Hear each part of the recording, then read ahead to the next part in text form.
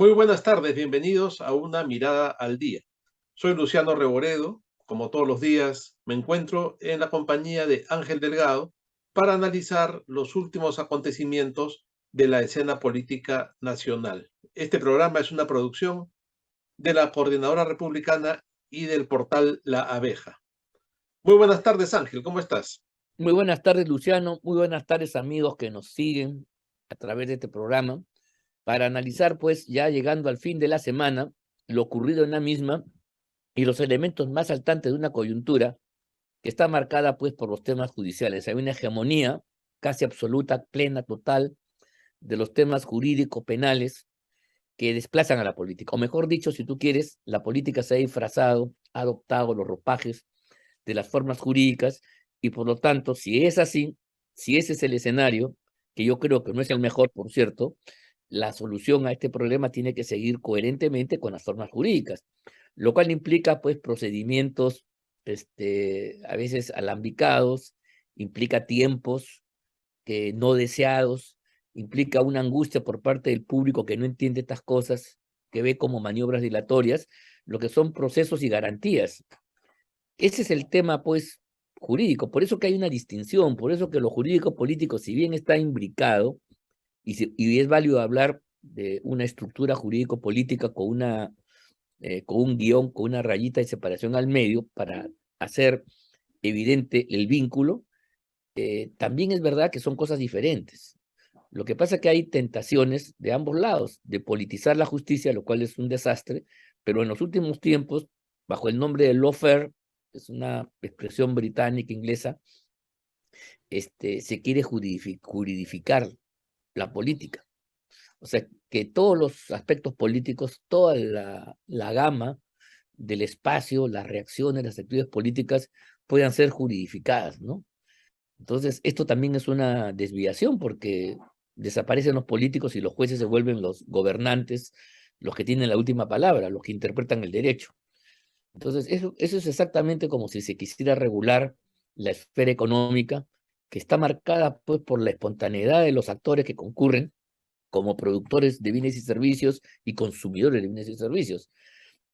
Las normas legales, y ese es un avance del pensamiento liberal, es que el rol del Estado y la regulación jurídica establece marcos de garantías para que funcione una competencia que se desarrolle en un mercado bajo el impulso de las personas y se van configurando situaciones espontáneamente.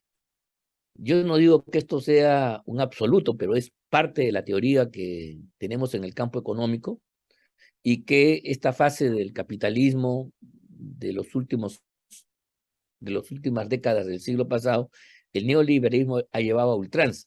Quizá no sea la solución, quizá también tiene que haber un momento de liberación que controle lo espontáneo, tiene que haber un momento de acción política estatal que establezca marcos, que refuerce la competencia, que establezca políticas promocionales. O sea que la cosa no es blanco y negro, pues no se trata de optar entre un instrumento y convertirlo en opositor y la negación del otro, que creo que ese es un poco las tendencias que cuando se ideologizan se combate el mercado y el Estado como si fueran enemigos irreconciliables, absolutos, cuando tienen que ser vistos como herramientas para provocar el desarrollo y el bienestar humano. Utilizas esta, utiliza, ahora, claro, la utilización indebida o exagerada de uno u otro aspecto da lugar a desviaciones que ya hemos visto a lo largo de la historia. Entonces, en el campo de la política también, la relación entre lo jurídico y lo político ha dado grandes creaciones democráticas y liberales que han adoptado la forma del Estado de Derecho.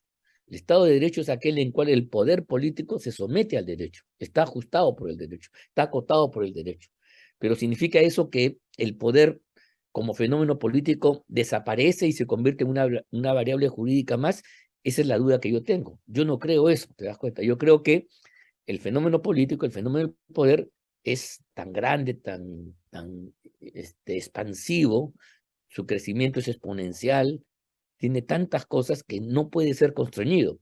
O sea, que lo jurídico establezca un marco, un derrotero, un carril, un riel, me parece bien, pero también hay que dejar que, así como en el mercado, son los actores económicos, productores y consumidores los que definen las preferencias, también hay que dejar un espacio para que en la vida política los actores definan y a partir de sus contradicciones y conflictos vayan arribando a los consensos necesarios para sacar adelante una determinada acción colectiva. Eso lo creo. Pero en fin, este es el tema que nos concita y eso es lo que estamos viendo el día de hoy, ¿no? Así es, Ángel. Ahora, una cosa que yo estoy notando en estos días es que esta cercanía, esta fusión o este permanente salto de un lado al otro entre lo político y lo judicial tiene muy confundida a la gente. ¿No? Totalmente. La gente no sabe exactamente qué cosa es una acusación constitucional, si esto lo tiene que ver como si fuera un juicio. Muchas veces no logra la opinión pública darse cuenta que lo que el Congreso hace es un juicio político y que no se ciñe necesariamente a un código penal o a un formato judicial, pero la gente no lo tiene claro, ¿no? Y a esto se suma que salen muchos opinólogos, como se les llama ahora en la televisión, y cada uno tiene una visión distinta y cree que esto se va a resolver en una semana, y otros dicen, no, hay que hacer una suspensión, que es algo muy rápido y con una votación muy simple. Y entonces yo noto desconcierto en la población, ¿no? Y ese desconcierto se va acrecentando conforme pasan los días para convertirse en una decepción, porque se dan cuenta que Sí, les han vendido una idea que no funciona, porque evidentemente, y ya lo hemos dicho hasta el cansancio en este programa, lo que ha presentado como una denuncia la fiscal de la Nación no es algo que se va a resolver pues en una semana, ni en dos, ni siquiera en un mes, ni en dos. ¿No? Es algo que tiene que seguir un procedimiento y la gente tiene que enterarse para que no sufra esa decepción, que ese procedimiento responde a un reglamento y a un orden dentro del Parlamento de la República que no se puede saltar, no se puede correr, no así es. pueden presentar. Incluso yo he escuchado a un congresista decir que pueden llevar esto al Pleno la próxima semana. Eso es imposible. No me sorprende que un congresista lo diga, Sí, ¿no? Y sí, que sí. genere una expectativa así en la población. Lo único que se podría llevar rápidamente y que ya se ha llevado dos veces y que se ha visto que no funciona y aún así tampoco es en una semana, es una posibilidad de vacancia. Pero también está claro que esa vacancia no va a alcanzar los votos tal como están las cosas hoy en día, ¿no? Entonces, hay un Hay permanente, confusión, pues. claro, una confusión permanente, tanto en los actores políticos, eso es lo peor, como en la población que no llega a darse cuenta de la magnitud de lo que está sucediendo. ¿Por qué? Porque no se le ha explicado claramente que esto tiene que seguir un procedimiento y que ese procedimiento de ninguna manera va a ser sumario ni va a suceder el día de mañana. A mí me da pena y me preocupa la decepción que va generando en la población, porque esa decepción, Ángel, aunque cueste pensar así, termina siendo una decepción en el sistema, ¿no? Y hay gente que empieza a decir, el Congreso no sirve para nada, el sistema democrático no funciona, ¿cómo es posible que haya un gobierno de esta naturaleza y que no se pueda hacer algo rápido? Y empiezan a aparecer voces que hablan de golpe de Estado y de una decepción del modelo democrático, lo cual tampoco está bien, lo cual es un desastre, ¿no? Y cada vez esa decepción va siendo mayor y termina va a terminar, perdón, dándole mayor peso a la idea esta que circula hace un tiempo ya de que se vayan todos, lo cual Así es. también tiene sus riesgos. Todo tiene sus límites porque el mundo de la política es un mundo proceloso. Estamos viendo, estamos viendo quiénes están en campaña, quiénes circulan, vemos el tema de Humala por un lado, Vizcarra por el otro, entonces tampoco se trata de presionar y correr y saltar, como decía el viejo refrán, de la sartén para caer en el fuego, ¿no es cierto? Así es, así es. Mira tú, habría que hacer algunas precisiones. Por ejemplo, la primera precisión es que la denuncia fiscal interpuesta, la denuncia constitucional interpuesta, ¿qué cosa es? ¿No? En primer lugar, hay que decir que no es en absoluto una sentencia, no es un fallo definitivo. Las Así es. aseveraciones que ahí constan a lo largo de 374 páginas son solamente hipótesis ¿no? Que la Fiscalía, en una investigación que se llama preliminar, de acuerdo al Código Procesal Penal, su rayo preliminar, ¿no? Establece con el ánimo de llevar adelante el proceso de investigación en serio, que se conoce con el nombre, de acuerdo al nuevo Código Procesal Penal, se conoce con el nombre de investigación preparatoria. En el antiguo código del año 1940 y tantos, en el cual yo estudié, yo recuerdo perfectamente que había esta fase preliminar se hacía en las dependencias policiales, ¿no? Y se terminaba en un documento que se llamaba atestado policial, que era un documento sencillo que se llevaba a cabo en sede policial y se elevaba al magistrado. Y el magistrado que recibía eso era un juez que recibía el nombre de juez instructor. La instrucción es una fase de investigación, o sea, la investigación se llevaba a cabo dentro del juicio, ¿no? Era parte ya del proceso judicial. En este momento los fiscales no eran una entidad independiente, sino que ayudaban con los jueces. Eran personas titulares de la acción penal, pero que estaban adosados al Poder Judicial, parte de su estructura orgánica, y acompañaban el proceso.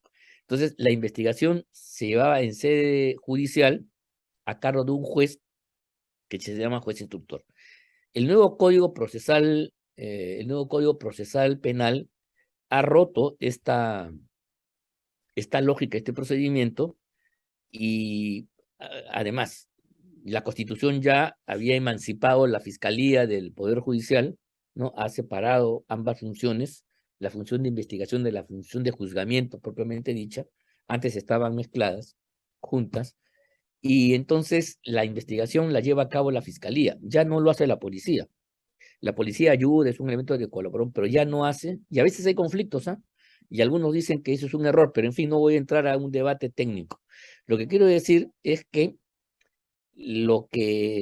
esta denuncia fiscal, los elementos que componen la denuncia fiscal son insumos para llevar adelante una investigación de verdad, digamos, que correspondería a la antigua instrucción en un sistema donde la fase de conocimiento, de investigación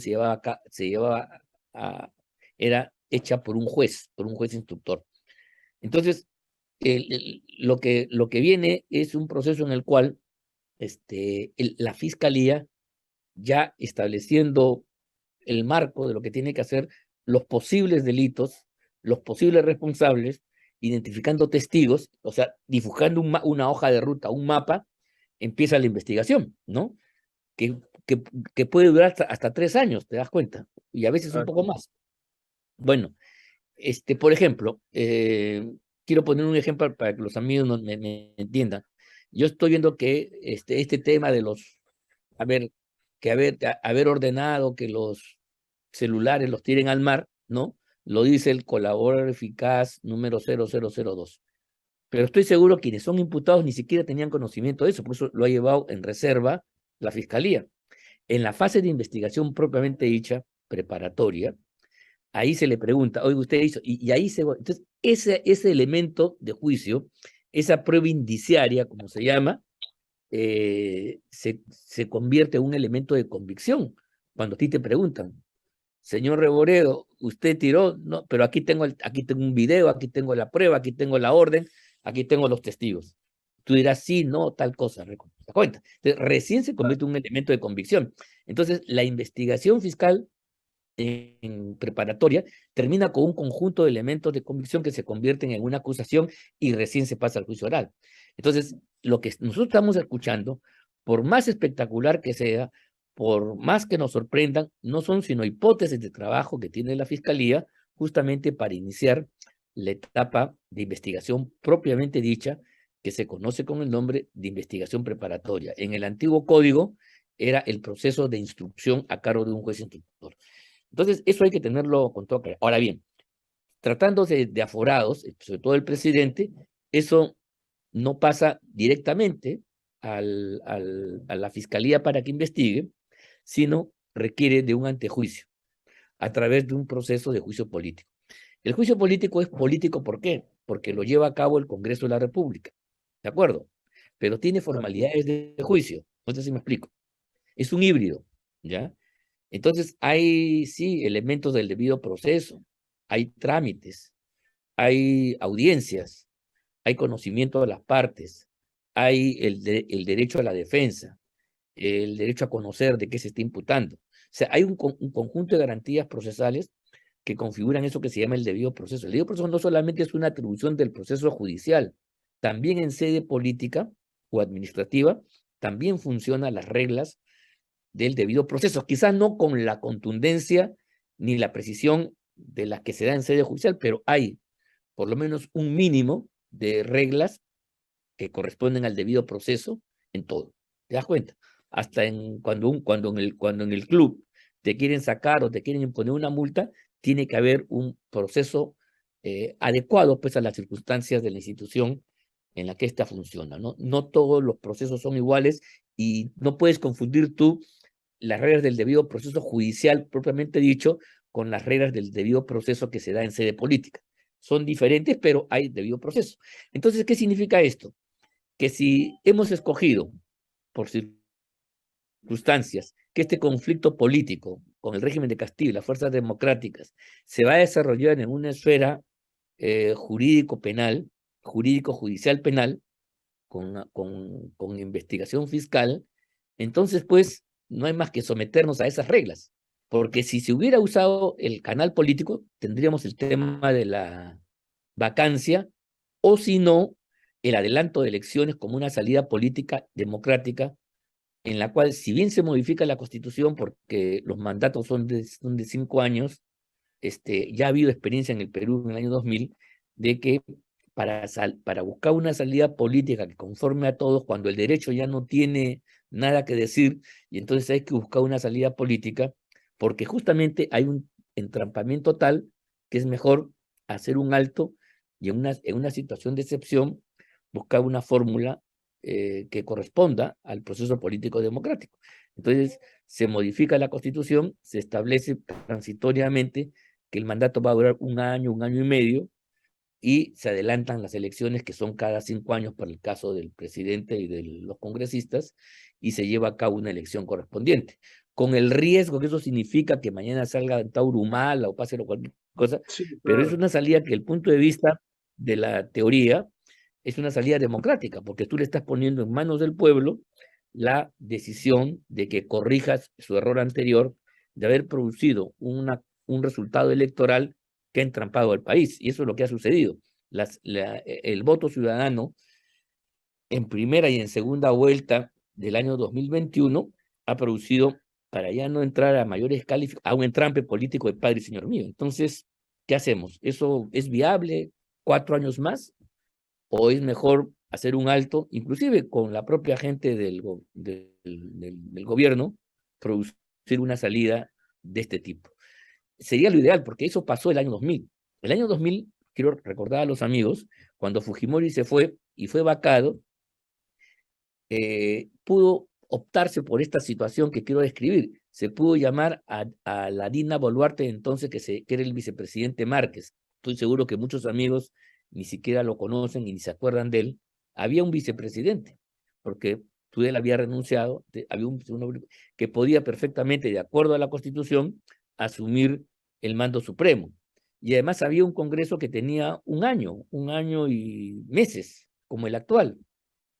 Y entonces ese Congreso ha podido seguir con Márquez y con el Congreso completar el periodo de 4 años más que originalmente había ganado Fujimori. Pero se entendió en ese momento, con la presencia de la OEA incluso, de que esa salida políticamente no era viable. O sea, estaba diseñada en la Constitución. O sea, era jurídicamente válida, pero no era eficaz desde el punto de vista político. ¿Te das cuenta? Y entonces se tomó la decisión heroica de todos, ¿no? De recortar los mandatos del presidente del Congreso y ir a unas nuevas elecciones.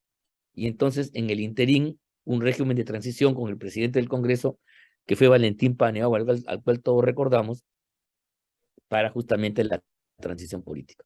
Esa es una salida política, te das cuenta, que nos permitió volver a la democracia sin mayores traumas, y yo creo que fue válido, ¿no? Ya, bueno, los cursos que hayan seguido después es otra cosa, pero digamos, la salida en sí estaba ajustada al parámetro democrático, no era la salida jurídica propiamente dicha, pero sí es una salida. O sea, en fin, por eso yo creo que lo político no se absorbe y se difumina en lo jurídico, sino lo político tiene sus razones, tiene sus cosas, y en consecuencia, entonces, se buscó una salida política. Y Entonces, esa eso es es lo una que se salida podría hacer si es que las político. fuerzas, perdón, si es que las fuerzas toman conciencia de que dentro del marco del derecho, de la Constitución, no hay salida y hay un entrampe por los votos, qué sé yo, esa es la salida política para que el país no se destruya. Eso es lo patriótico.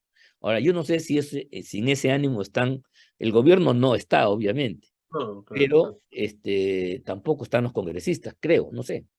Pero esa sería la Implica salida política, ¿te das cuenta? implica un desprendimiento que creo que no existe en este momento, ¿no? Sí, pues. Una grandeza en la política que tiene que ir más allá de los intereses personales, que yo no la veo muy clara en este asunto, en este momento en el Parlamento. Y hay que decir que los fujimoristas del año 2000, teniendo mayoría en el Congreso, sí tuvieron esa grandeza, por lo menos algunos de ellos, ¿ah?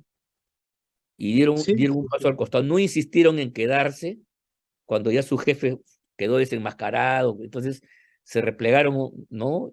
Les cayó la lluvia encima como tenía que ser, pero no se pusieron tercos de que yo me quedo porque yo he sido elegido para 5 años y punto, ¿no? sí, no, eso es verdad. Ahora, dentro de esta batalla judicial que se ha iniciado, también hay una respuesta del otro lado que no hay que dejar de darle una mirada, ¿no? La fiscal de la Nación también está siendo objeto de una serie de denuncias y llama la atención, por ejemplo, que una de estas denuncias provenga nada menos que de la ministra de Cultura, ¿no? Y que es una cosa preocupante, porque hay varios ministros que lejos de estar dedicados a su sector, están dedicados a ser escuderos Sí, de Pedro claro. Castillo, Ahora, ¿no? no lo hace Entonces, como ministra de Estado, sino lo está haciendo como parlamentaria que es, claro, sí tiene legitimidad para presentar la denuncia. Aclaro ahora, para conocimiento de todos. por otro lado, ha aparecido este señor Noblecilla, ¿no? Que junto con otro abogado también han hecho una denuncia contra la fiscal y esto ha tenido sus bemoles, Ángel, porque resulta que los dos son asesores en el Congreso, asesores del congresista Bermejo. Y entonces la fiscalía ha contragolpeado en ese sentido porque ellos como funcionarios del Estado no pueden a su vez asumir un tema particular. Bueno, eso se va a ir complicando cada vez más, Bueno, ¿no? Y pero probablemente, eso se resuelve si Bermejo u otros parlamentarios de la bancada de Perú Libre o de la bancada magisterial o de uno de los tantos grupos que tiene el oficialismo decide hacer suya esa denuncia. Pero al final esas denuncias van a confluir, es más o menos, los temperamentos deben ser los mismos, son iniciativas de varios grupos, pero sí efectivamente se quieren tumbar a la fiscal de la Nación. Bueno, y eso se va a ver pues otra vez igual, eso tiene que procesarse a través de un trámite establecido en el reglamento del Congreso, tiene sus etapas, la subcomisión de acusaciones, etcétera, etcétera, etcétera. otra Sus vez etapas. todo el ciclo. Otra vez, ¿te das cuenta? Es que estamos usando los mecanismos jurídicos que hace que la gente se exaspere, pues, porque ese como que, bueno, un partido de fútbol que no se define en la cancha, al final se está definiendo en las, En en la, los, en los, en los en la tribunales FIFA, deportivos, en la FIFA, ¿te das cuenta? Entonces, claro. claro, Y pero no se trajo. por otro lado, Entonces, Ángel, ya eso era desasosiego. ah, no, la gente está muy aburrida. Por otro lado, Ángel, y ya para ir cerrando el programa, un último tema que hemos reservado, que ya llega a límites casi surrealistas, ¿no? Es la resurrección que ha ocurrido el día de hoy. Ha resucitado el señor dueño de la casa de Zarratea, que cuando se inició este procedimiento por el cual capturaron al famoso llamado Gabinete en la Sombra y al entorno de Castillo, este señor, que no me acuerdo su nombre, creo que es Alejandro Sánchez Sánchez. Alejandro Sánchez Sánchez, apareció en la RENIEC como fallecido.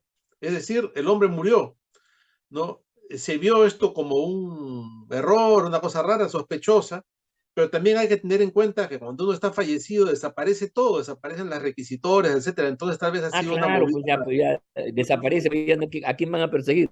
claro, para dejarlo escapar, ¿no? Entonces el muerto ayer en la noche reapareció en las redes sociales ¿Y con por qué un reaparece mensaje. muerto si estaba muerto? Digo, en los términos, yo no sé por qué reaparece, porque lo Eso es lo, descubrieron, lo vieron. ¿Qué pasó? eso es lo extraño, ¿no? Es lo extraño. No queda Ha claro, ¿no? reaparecido diciendo, victimizándose, ¿no? En la misma línea de todo el gobierno, que a él lo persiguen por ser provinciano, que lo persiguen por cholito y que es un pobre No, hombre. pero ¿cómo explica que haya muerto?